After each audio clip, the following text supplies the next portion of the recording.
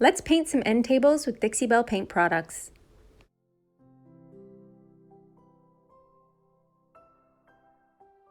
First things first, let's clean our products with Dixie Belle's White Lightning, then assess to make sure there's no chipping or veneer issues and repair with Dixie Belle's mud if needed. Let's stain the tops of these tables with No Pain Gel Stain. I'm going to use the color Espresso, wiped on with a cloth in the direction of the wood grain. No Pain Gel Stain does not require any sanding before application. Just clean your surface well with White Lightning. When you wipe it on in the direction of the wood grain, stay smooth and even from one end to the other.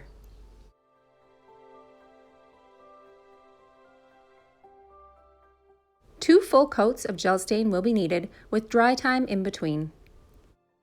Let's paint the doors with drop cloth. Drop cloth is a beautiful neutral color.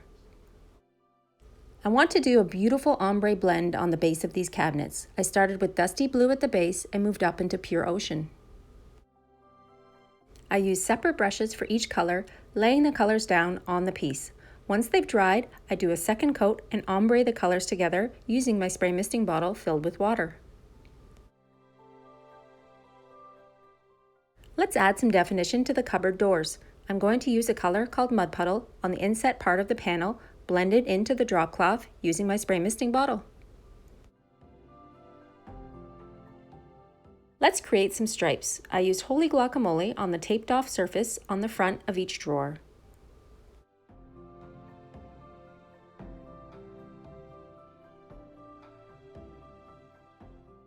I used partial cut up pieces of a redesign with Prima transfer called Midnight Floral. I applied the flowers to the front of each of the doors.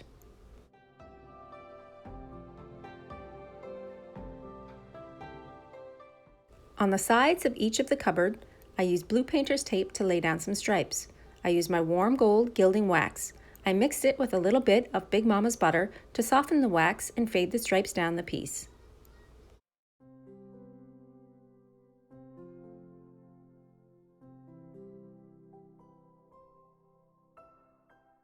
Clear coat in satin was applied to the top of the Espresso Gel Stain when it had dried for more than 24 hours.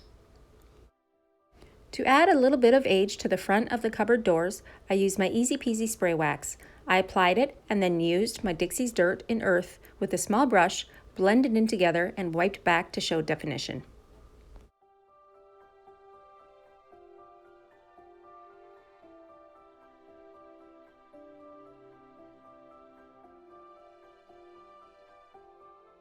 I sealed the base of the cabinets as well as the front of the transfers using my Best Stain wax in clear applied with a brush.